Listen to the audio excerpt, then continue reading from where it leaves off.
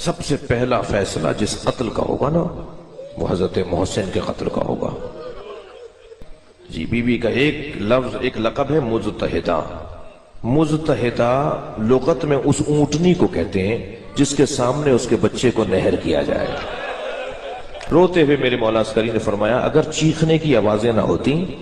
اگر شور شرابے کی آوازیں نہ ہوتی تو پسلیوں کے ٹوٹنے کی آواز آ رہی تھی۔ اجرکم اللہ۔ ایک ظالم کہتا ہے جب دروازہ جلتا ہوا گرا نا اور ہم گھر میں گھس رہے تھے تو میں دروازے پر پیر رکھ رہا تھا تو مجھے نظر آیا فاطمہ دروازے کے نیچے ہے، تو پیر رکھتے رکھتے میں نے ہٹا لیا اس لیے کہ اس بی بی کی عظمت بہت ہے، مگر علی کا بغض مجھ پہ غالب آ گیا اور میں نے اس دروازے پر پیر رکھ دیا۔ تو کہتا ہے جب میں نے پیر رکھا تو آواز آئی فضہ مجھے سنبھالو میرا محسن شہید ہو گیا۔ سیدہ نساء اہل الجنہ شہزادی رسول سیدہ فاطمۃ الزہرا رضی اللہ تعالی عنہا کی ذات اقدس کے وصال پاک کے حوالے سے اہل سنت و جماعت کی مشہور اور معتبر کتابوں کے اندر یہ تاریخ مرقوم ہے کہ سیدہ فاطمۃ الزہرا رضی اللہ تعالی عنہا کا وصال اقدس نبی کریم صلی اللہ علیہ وآلہ وسلم کے وصال اقدس کے 6 ماہ بعد رمضان المبارک کی 3 تاریخ کو ہوا۔ یہی راجع اور یہی اصح اور یہی مشہور قول اہل سنت و جماعت کی کتابوں کے اندر موجود ہے۔ اسی بنیاد پہ اہل سنت و جماعت رمضان المبارک کی 3 تاریخ کو سیدہ فاطمۃ الزہرا رضی اللہ تعالی عنہا کا دن مناتے ہیں اور آپ کے لیے ایصال ثواب کرتے ہیں اور آپ کا یوم منایا جاتا ہے۔ ہماری معتبر کتابوں کے اندر یہی تاریخ موجود ہے، ان میں سے میں چند کتابوں کے حوالہ جات آپ کے سامنے رکھ دیتا ہوں۔ یہ امام محمد بن سعد کی کتاب ہے الطبقات الکبریٰ، سیرت کی جو مشہور کتابیں ان میں سے ایک کتاب ہے۔ اس کی جلد نمبر 4 کے صفحہ نمبر 257 پہ، اور اس کے علاوہ امام بخاری کی یہ کتاب التاریخ الصغیر، اس کے صفحہ نمبر 21 پر، اور یہ حافظ ذہبی کی کتاب ہے سیر اعلام النبلاء، اس کی جلد نمبر 3 صفحہ 417 پہ، اور یہ حافظ ابن کثیر کی کتاب ہے البدایہ والنہایہ، جلد نمبر 6 صفحہ نمبر 365 پہ حافظ ابن کثیر نے لکھا ہے کہ وَبَعْدَهُ بِسِتَّةِ أَشْهُرٍ عَلَى الْأَشْهَرِ، مشہور قول کے مطابق رسول اللہ صلی اللہ علیہ وآلہ وسلم کے وصال اقدس کے 6 ماہ بعد سیدہ فاطمہ رضی اللہ تعالیٰ عنہ کا وصال اقدس ہوا۔ اس کے علاوہ ہماری اہل سنت کی بہت ساری مشہور اور معتبر کتابوں کے اندر مثلا تاریخ مدینہ المنورہ امام ابن شبہ، اور اس کے علاوہ صفت الصفوہ امام ابن الجوزی کی، اس کے صفحہ نمبر 286 پہ، اور علامہ سمہودی کی وفاء الوفا کی جلد 3 صفحہ 92 پہ، اور تاریخ الصحابہ امام ابن حبان کی صفحہ نمبر 208 پہ، اور دیگر کتابوں کے اندر اسی سے ملتے جلتے اقوال جو ہے وہ موجود ہیں۔ اور صحیح مشہور اور راجع قول یہی ہے کہ سیدہ فاطمہ رضی اللہ تعالیٰ عنہ کا وصال اقدس نبی کریم علیہ الصلوۃ والسلام کے وصال اقدس کے 6 ماہ بعد رمضان المبارک کی 3 تاریخ کو ہوا۔ اس کے برخلاف روافض کے ہاں سیدہ فاطمہ الزہرا رضی اللہ تعالیٰ عنہ کی طبعی وفات نہیں ہوئی، طبعی طور پہ ان کا وصال نہیں ہوا، بلکہ ان کو قتل کیا گیا ہے اور ان کو شہید کیا گیا ہے، اور وہ سارے کا سارا بلیم صحابہ کرام علیہم رضوان کی ذوات کے اوپر، بالخصوص سیدنا عمر فاروق رضی اللہ تعالی عنہ کے اوپر لگاتے ہیں، اور اس انداز سے اس جھوٹے واقعے کو بیان کرتے ہیں کہ یہ واقعہ جس انداز سے روافض بیان کرتے ہیں اس میں توہین اہل بیت بھی ہے، توہین سیدہ فاطمہ الزہرا رضی اللہ تعالی عنہا بھی ہے، بنو ہاشم کی اس میں توہین ہے، اور جس انداز سے یہ واقعہ بیان کرتے ہیں عقلاً نقلاً عرفاً روایتاً درایتاً کسی طرح بھی یہ واقعہ درست ثابت وہ نہیں کر سکتے، بلکہ اس میں مولا علی کی بھی توہین ہے کہ مولا علی رضی اللہ تعالیٰ عنہ کی موجودگی میں آپ کے ہوتے ہوئے اس انداز سے سیدہ فاطمہ الزہرا رضی اللہ تعالیٰ عنہا کی ذات اقدس پر نعوذ باللہ تعالیٰ اگر ظلم ہوا ہوتا تو مولا علی کی غیرت کے اوپر نعوذ باللہ تعالیٰ ایک سوالیہ نشان جو ہے وہ سوالیہ نشان اٹھتا ہے اور لگتا ہے، جس انداز سے روافض اس واقعے کو بیان کرتے ہیں۔ اور یہ واقعہ کس انداز سے بیان کرتے ہیں؟ ایک تو اس انداز سے کہ سیدہ فاطمہ الزہرا رضی اللہ تعالیٰ عنہ کے گھر کو نعوذ باللہ تعالیٰ آگ لگا دی گئی، ان کا گھر کا دروازہ توڑ دیا گیا اور سیدہ پاک رضی اللہ تعالیٰ عنہ دروازے کے نیچے آ گئیں اور ان کی مبارک پسلی ٹوٹ گئی اور ان کے ہاں بچے کی ولادت ہونے والی تھی، وہ بچہ بھی شہید ہو گیا، اور یہ کام عمر بن خطاب نے کیا ہے نعوذ باللہ تعالیٰ۔ اور یہ ایک اور کتاب ان کی الاختصاص، روافض کے بہت بڑے عالم شیخ مفید کی، اس کے صفحہ نمبر 185 پہ واقعہ شیخ مفید نے اس طرح بیان کیا کہ سیدہ فاطمہ رضی اللہ تعالیٰ عنہ ابو بکر کے پاس آئیں اور ابو بکر کو آ کے کہا کہ یہ باغ فدق رسول اللہ صلی اللہ علیہ وسلم نے مجھے دے دیا تھا، لہذا یہ مجھے دے دیا جائے۔ ابو بکر نے لکھ کے دے دیا کہ ٹھیک ہے، یہ میں باغ آپ کو دیتا ہوں، آپ یہ میرا لکھا ہوا لے جائیں۔ اور فدعا بکتاب فکتبہ لہا برد فدق، ایک کاغذ یا کچھ چیز منگوائی جس پر لکھنا تھا، تو ابو بکر نے لکھ کے دے دیا کہ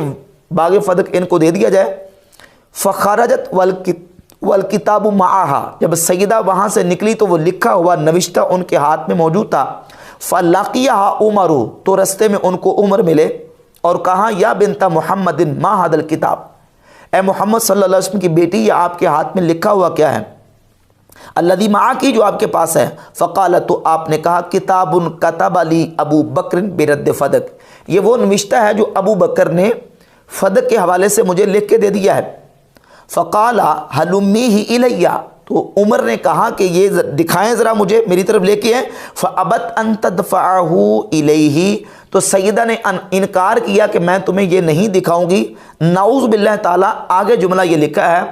شیعہ کے عالم مفید نے کہ فرفسہا برجلہ وکانت حاملہ بابن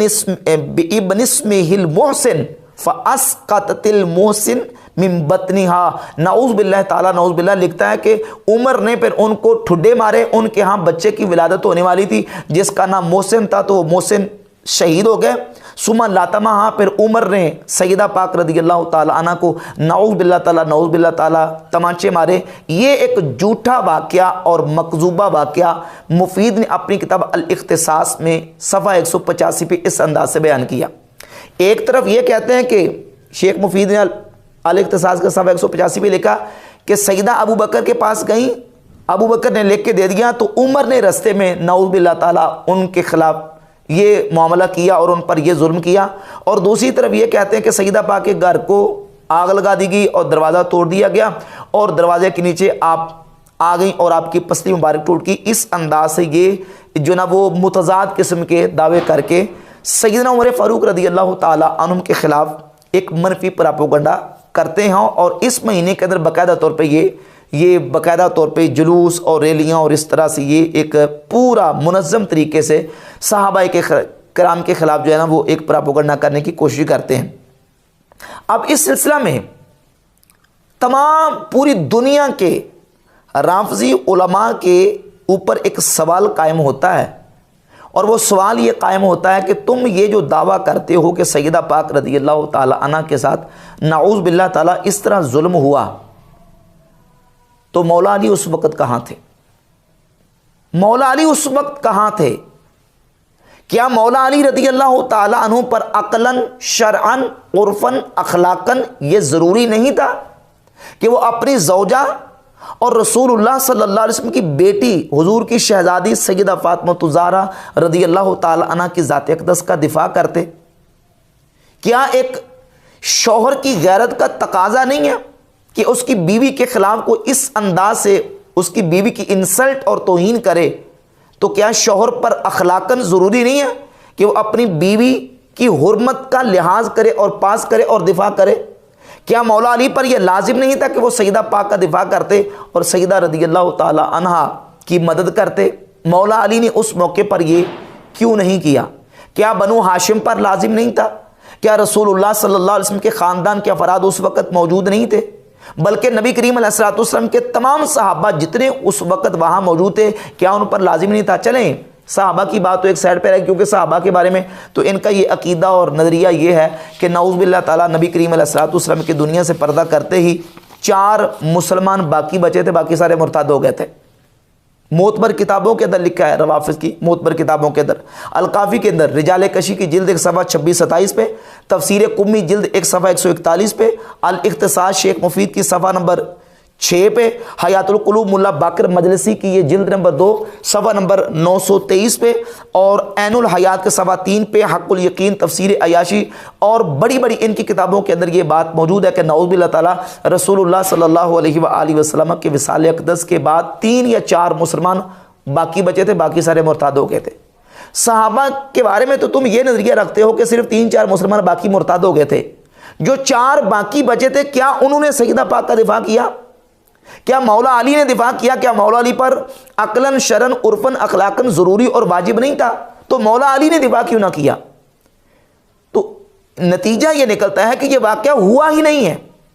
یہ جھوٹ گڑا گیا ہے، یہ افسانہ گڑا گیا ہے، صرف صحابہ کرام علیہ رضوان کے مقام و مرتبے کو ڈیگریڈ کرنے کے لیے اور ان کے خلاف ایک منفی اپنی جو پروپیگنڈا ہے اور اپنی سازش ہے اس کو پایہ تکمیل تک پہنچانے کے لیے۔ حقیقت اس کے بالکل برعکس ہے، ایسا ہوا ہی نہیں ہے۔ اب اس کے لیے انہوں نے ایک بہانہ گڑھا ہے اور ایک جھوٹا واقعہ اور گڑھ لیا، کیونکہ ایک جھوٹ کو چھپانے کے لیے 100 جھوٹ بولنے پڑتے ہیں۔ وہ یہ گڑھا کہ اصل میں مولا علی نے سیدہ پاک رضی اللہ تعالیٰ عنہ کا دفاع اس لیے نہیں کیا کہ مولا علی کو نبی کریم علیہ السلام نے ان کو وصیت کی تھی اور ان سے یہ عہد لیا تھا، معاہدہ کیا تھا کہ آپ نے تلوار نہیں اٹھانی، چاہے بیت اللہ کی حرمت کو پامال کر دیا جائے، چاہے قرآن مجید کے نعوذ باللہ ٹکڑے ٹکڑے کر دیے جائیں، چاہے تمہاری عزت اور حرمت کو پامال کیا جائے، تم نے تلوار نہیں اٹھانی۔ چونکہ نبی علیہ السلام نے ان کے ساتھ یہ معاہدہ کیا تھا کہ تم نے تلوار نہیں اٹھانی، تو اس لیے مولا علی نے تلوار نہیں اٹھائی۔ اب یہ ایک جھوٹا قصہ اور جھوٹی وصیت گڑی گئی ہے، ایک جھوٹ کو چھپانے کے لیے ایک اور جھوٹ انہوں نے ساتھ گڑھ لیا۔ جب ہم اہل تشیع کی روافض کی اپنی کتابوں کو دیکھتے ہیں تو آیا مولا علی نے ایسے ہی کیا؟ ساری زندگی کیا مولا علی نے کبھی تلوار نہیں اٹھائی؟ تو تاریخ کو جاننے والے لوگ یہ بات سمجھتے ہیں، جانتے ہیں کہ مولا علی رضی اللہ تعالیٰ عنہ نے تلوار بھی اٹھائی، باقاعدہ جنگیں کی، جنگ جمل ہے، جنگ صفین ہے، جنگ نہروان ہے، باقاعدہ جنگیں کی ہیں۔ مولا علی نے باقاعدہ جنگیں کی ہیں، تلوار بھی اٹھائی ہے۔ پھر وہ کہتے نہیں جی وہ اصل میں نا وصیت یہ تھی کہ خلفائے ثلاثہ کے خلاف تلوار نہیں اٹھانی، ابو بکر عمر اور عثمان کے خلاف تلوار نہیں اٹھانی، یہ وعدہ کیا گیا تھا۔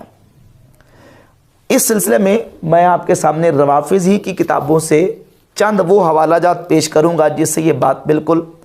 واضح ہوگی اور ان کے اس گڑی ہوئی وصیت اور گڑے ہوئے واقعے کی بھی تردید ہو جائے گی کہ یہ بات بھی گڑی ہوئی ہے۔ کیوں؟ اس لیے کہ یہ کتاب رجال کشی، اس کی جلد نمبر 1 صفحہ نمبر 288 پہ موجود ہے۔ مولا علی فرماتے ہیں لما رأیت امرا منکرا اوقدت ناری ودعوت قمبرا، فرماتے جب بھی میں کوئی بری چیز دیکھتا ہوں تو میں آگ کو جلاتا ہوں، ودعوت قمبرا، اور کمبر کو بلاتا ہوں۔ انی اذا ابصرت شیئا منکرا اوقدت ناری ودعوت قمبرا، جب بھی کوئی بری چیز میں دیکھتا ہوں تو میں آگ کو جلاتا ہوں اور کمبر کو بلاتا ہوں، یعنی میں اس کو آگ میں ڈال دیتا ہوں جو کوئی برا عقیدہ اور کفری عقیدہ یا اس طرح کی کوئی چیز لے کے آتا ہے۔ یہ ملا باقر مجلسی کی کتاب ہے بہار الانوار، صفحہ نمبر 270 اور 71 پہ یہ واقعہ موجود ہے کہ حضرت عمر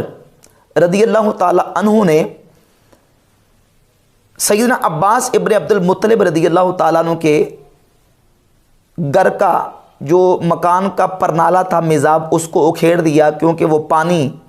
وہاں چھت پہ چڑھ کے کوئی لونڈی نہائی تو اس کے نہانے کا یا کپڑے دھونے کا پانی وہ مسجد کے نمازیوں پہ یا مسجد میں آ کے گرا، تو سیدنا عمر رضی اللہ تعالیٰ عنہ نے وہ میزاب اکھیڑ دیا۔ حضرت علی کو پتہ چلا، یہ شیعہ روایت کے مطابق مولا علی کو پتہ چلا تو مولا علی نے آ کے دوبارہ اس میزاب کو لگایا۔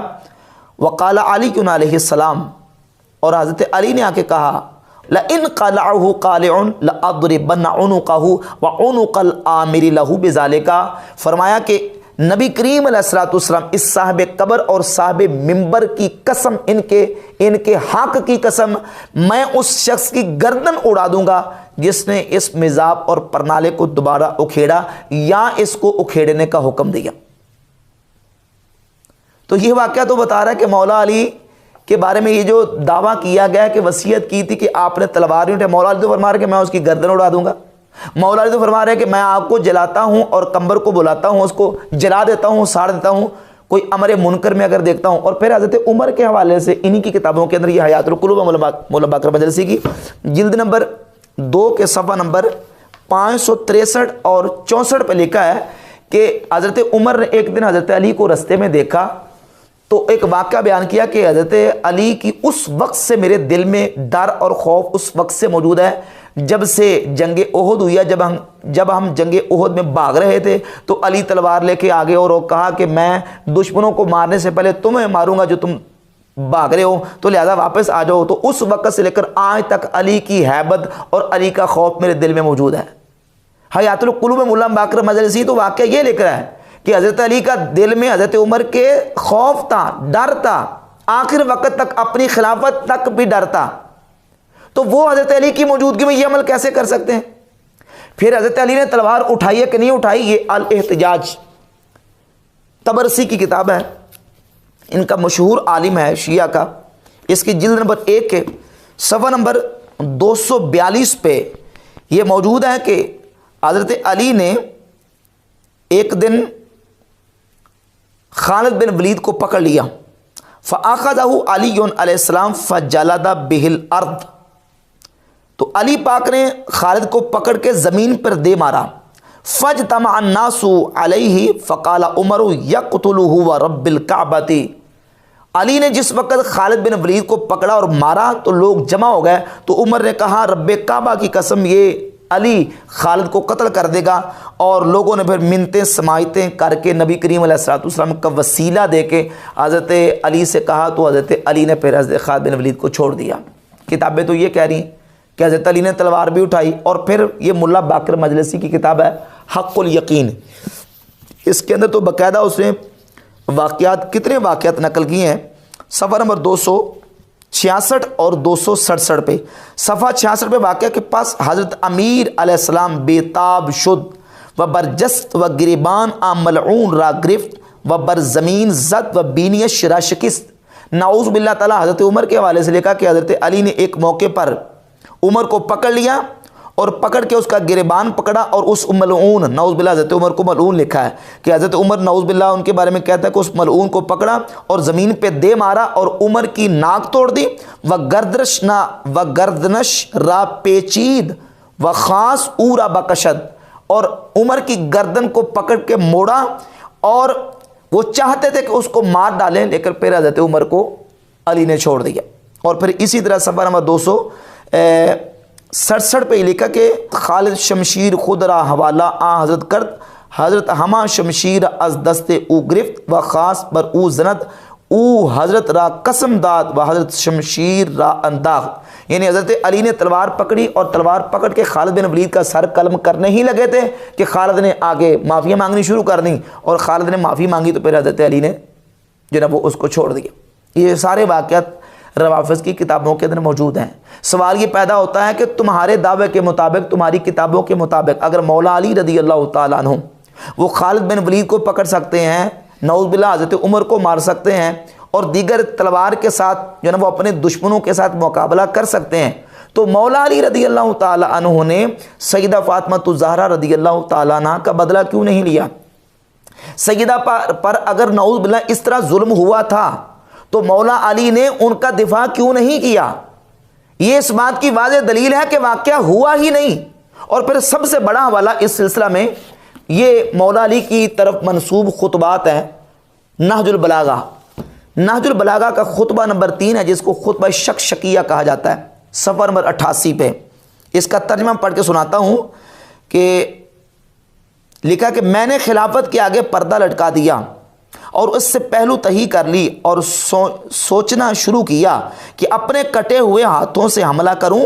یا اس سے بیانک تیرگی پر صبر کر لوں، جس میں سن رسیدہ بالکل ضعیف اور بچہ بوڑھا ہو جاتا ہے۔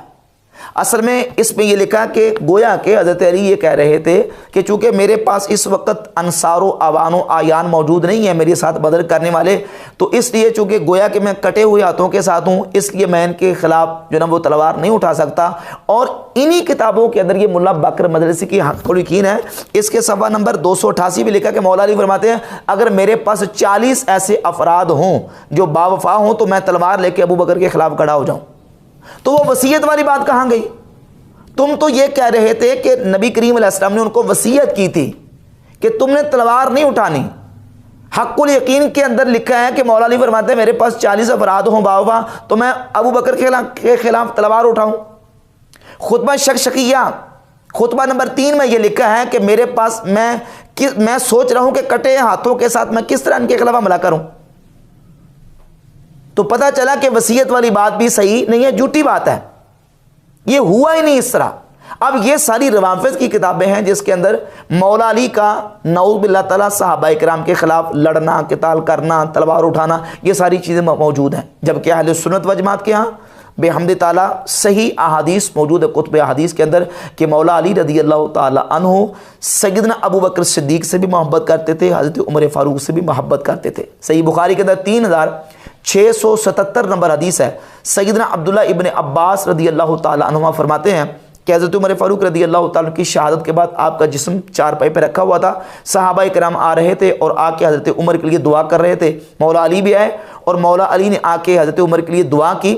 عبداللہ بن عباس کہتے ہیں میں ابھی کھڑا تھا، میرے پیچھے ایک شخص آیا اور اس نے آ کے میرے کندھے پہ ہاتھ رکھ لیا اور آ کے کہنے لگا کہ اللہ عمر پہ رحم فرمائے، میں نے اکثر طور پر رسول اللہ صلی اللہ علیہ وآلہ وسلم سے سنا ہے، نبی کریم علیہ السلام اکثر یہ فرمایا کرتے تھے کنتو ابو بکر و عمر فعلتو ابو بکر و عمر وانطلقتو ابو بکر و عمر، میں تھا اور ابو بکر تھا اور عمر تھا، میں نے کیا اور ابو بکر نے کیا اور عمر نے کیا، میں چلا اور ابو بکر چلا اور عمر چلا۔ عبداللہ بن عباس کہتے ہیں جس وقت میں نے پیچھے پلٹ کے دیکھا تو وہ حضرت علی تھے، حضرت علی جو حضرت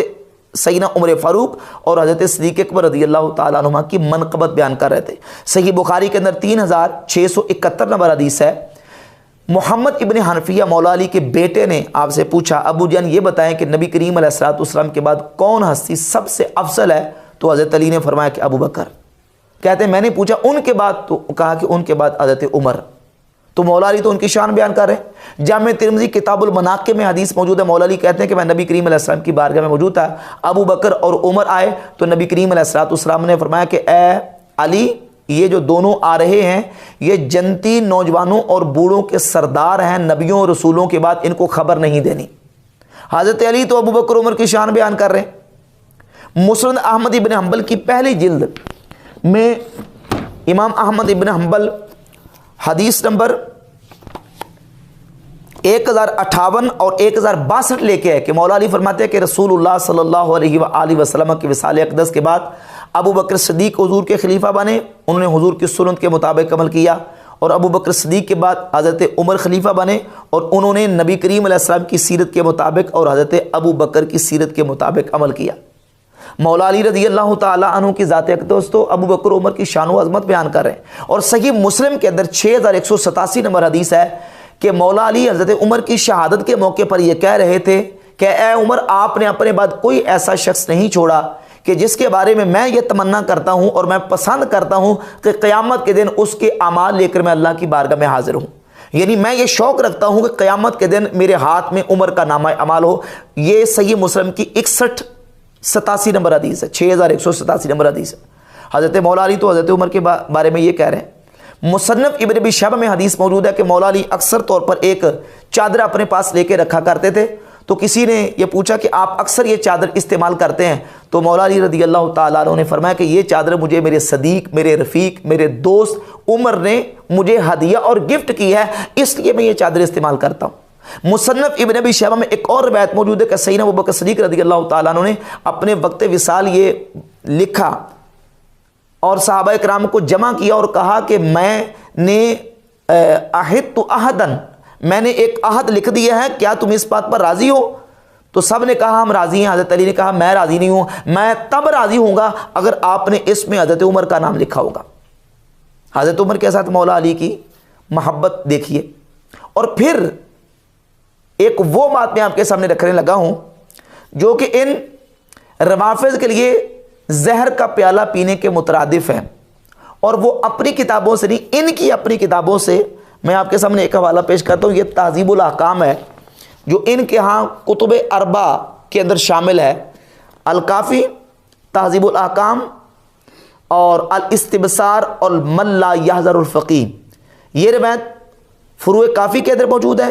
استبصار کے اندر موجود ہے، الاستبصار کے اندر اور تہذیب الاحکام کے اندر، اور اہل تشیع کی درجن سے زائد کتابوں کے اندر موجود ہے۔ اور وہ یہ ہے کہ مولا علی رضی اللہ تعالی عنہ نے اپنی بیٹی ام کلثوم کا نکاح حضرت عمر کے ساتھ کیا۔ یہ تہذیب الاحکام ہے۔ تہذیب الاحکام کے اندر سند صحیح کے ساتھ یہ روایت موجود ہے، اور روایت کا نمبر ہے 10,738 10,738 نمبر روایت ہے۔ اور اس کے علاوہ الکافی جلد 5 صفحہ نمبر 1338 پہ، تہذیب الاحکام جلد 9 صفحہ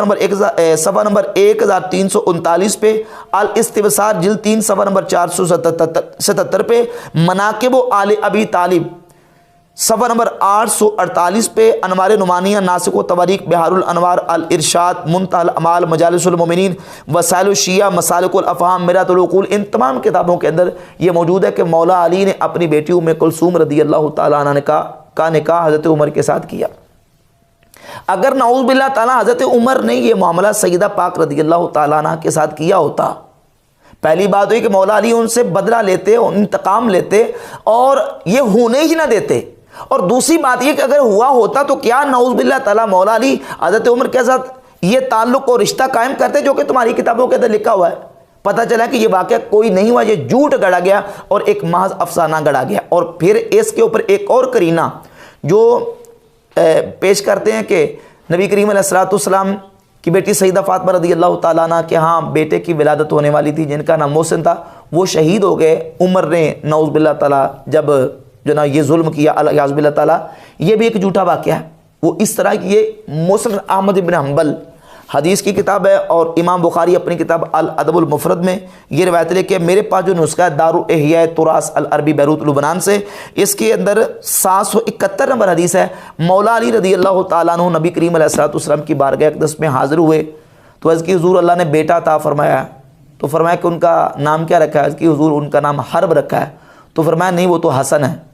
پھر امام حسین کی ولادت ہوئی، فرمایا نام کیا رکھا ہے؟ حضور حرب، فرمایا نہیں وہ تو حسین ہے۔ پھر جس وقت حضرت محسن تیسرے بیٹے کی ولادت ہوئی، فرمایا نام کیا رکھا ہے؟ عرض کی یا رسول اللہ ان کا نام میں نے حرب رکھا ہے۔ تو نبی کریم علیہ السلام نے فرمایا بل ہوا محسن، بلکہ وہ تو محسن ہے۔ سمیتہم باسماء ولد ہارون شبر و شبیر و مشبر۔ نبی کریم علیہ السلام نے فرمایا میں نے علی تمہارے تینوں بیٹوں کے نام ہارون کے بیٹوں یعنی ہارون علیہ السلام کے بیٹوں شبر، شبیر اور مشبر کے نام پر رکھے ہیں، یعنی حسن، حسین اور محسن۔ تو حضرت محسن جو سیدہ فاطمہ رضی اللہ تعالی عنہ کے تیسرے شہزادے تھے، ان کا نام خود رسول اللہ صلی اللہ علیہ وآلہ وسلم نے رکھا۔ وہ نبی کریم علیہ السلام کی ظاہری حیات طیبہ میں پیدا ہو چکے تھے، ان کی ولادت ہو چکی تھی۔ اب حضرت محسن کا اس واقعے کے ساتھ تعلق جوڑنا، یہ بات بھی اس واقعے کے جھوٹا ہونے کی بین اور واضح دلیل ہے۔ تو یہ بالکل ایک قصہ گڑھ کے سیدنا عمر فاروق رضی اللہ تعالیٰ عنہ کے خلاف ایک منفی سازش اور روافض کا پراپوگنڈا ہے۔ بحمد تعالیٰ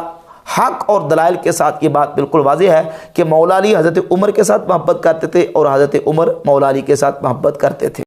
السلام علیکم ورحمۃ اللہ وبرکاتہ۔ اگر آپ بھی گھر بیٹھے آن لائن قرآن کریم پڑھنا چاہتے ہیں تو اسکرین پر دیے